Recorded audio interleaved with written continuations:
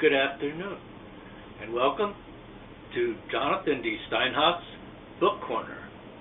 Within a corner, within a corner, within. Once upon a time, long before there was a book called Jurassic Park,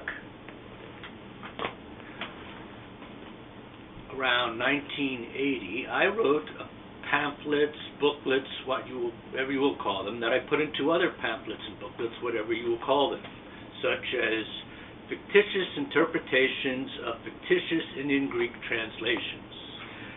Various other such books, such as Mysteries of the Cosmic Boot. This was around 1980, 1981. Eventually, it became a semi-novel I wrote called The Coin That Came in Second, which I self-published. We now return to Jurassic Park. Jurassic Park, written by Michael Crichton, interestingly, has manifested my serious influence. Not only that, but there are serious indications that it was Michael Crichton who meant for these serious indications to be noticed, rather than burying the information. Come with me, and I will show you.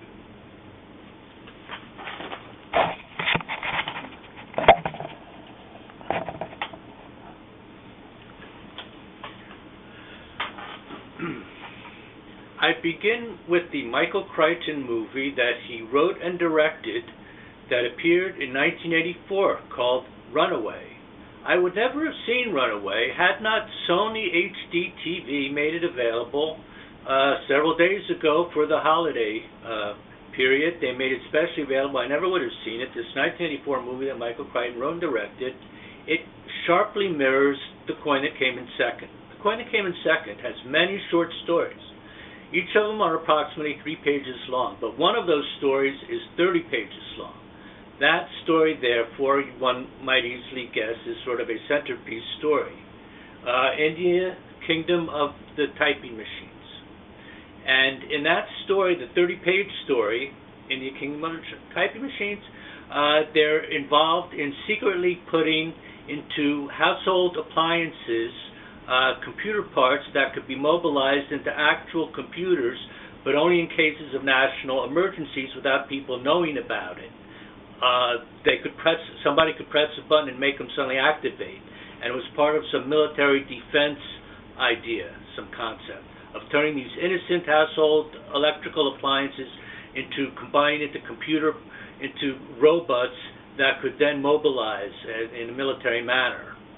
In the Michael Crichton written and directed movie Runaway, we see the same thing. We see Gene Simmons from KISS as the villain, who has done precisely that. He has taken these household-friendly, friendly computers that talk to people and go, beep, beep, I will go do that for you, master. Like in Star Wars, like the maid and so forth. Suddenly he turns them all into these vicious army that he's going to conquer everybody with. That's the same idea. But I didn't even know about this when I was already absolutely certain that Jurassic Park had originated with the one thing I had sent to Steven Spielberg in 1987. I had turned my Coin That Came in Second into part of Inventing Air, which I copyrighted in 1987 with the Library of Congress, although these things have a common law copyright involved also. So, Coin That Came in Second was 1982. Inventing Air, that it's within, is 1987, copyrighted with the Library of Congress. In this book, you have each section is denoted by a different conglomeration of images here. You get 3 of these in the first section, then you come to the second book. So you only have 2 of them. Then you come to the third book, and you see 3 of them. I mean, only 1 of them. 1. 1, 2, 1. So, now, in Jurassic Park, he does this thing where you see the third iteration, each DNA molecule thing, in a different iteration. A smaller set of lines. Second iteration, only that many lines. First iteration, only that many. So you have that similarity. This is in addition to the fact that Jurassic Park, well, the coin that came in second, where does the title come from? Where does the title of the coin that came in second come from? The title of it has to do with the part of it where there is a coin that appears in a vase in the modern situation, the modern day environment. But that coin came from a different room. Each room is a different period in time. So this coin came from the prehistoric room, an artificial, natural, habitat environment that was prehistoric.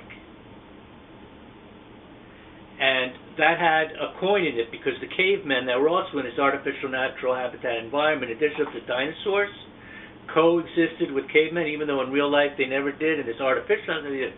So the coin existed in that environment, and somehow that coin got into the modern environment, which existed at the same time. This contains the implication that the prehistoric world had found a way to connect with the modern environment. Otherwise, the coin never could have gotten into that other environment. So you have the additional element within the coin that came in second throughout of escaping from one artificial natural habitat environment, which represents a room, a period in time, into another period in time that is another artificial natural habitat environment, that is. So this shows that the prehistoric one somehow made its way into the natural one, the artificial natural into the artificial modern one. So the coin, the title, represents that moment. That is exactly what is the foundation of Jurassic Park, is an artificial natural habitat environment of prehistoric animals getting loose into the modern environment.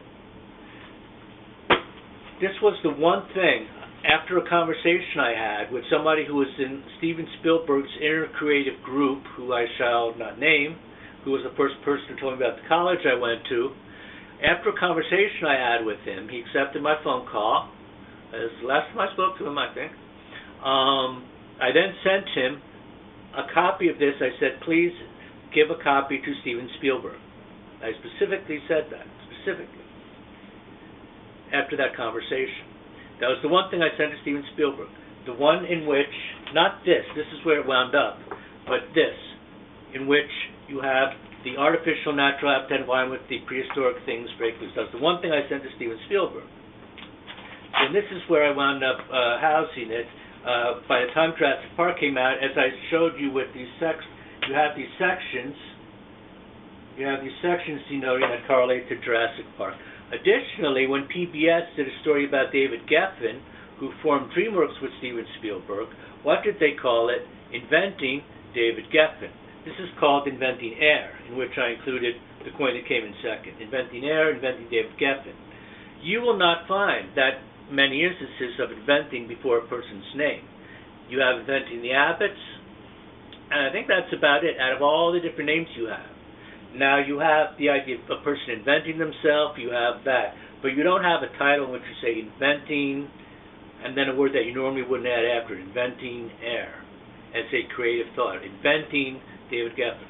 So David Geffen, they did that well after I had described in my blogs how Steven Spielberg's Jurassic Park had come out of Inventing Air's coin that came in second. I very specifically indicated that prior to the David Geffen thing.